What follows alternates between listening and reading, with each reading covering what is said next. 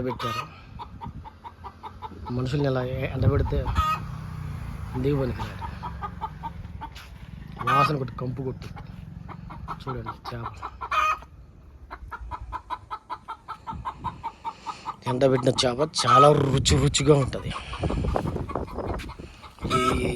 ఈ రుచి కంటే ఒక ఆదివారం మీరు మహాదేవుడు అని ఈశ్వరు వరకు ఆరాధనకు వస్తే ఆయన దగ్గర ఇంకా చాలా రుచులు ఉంటాయి.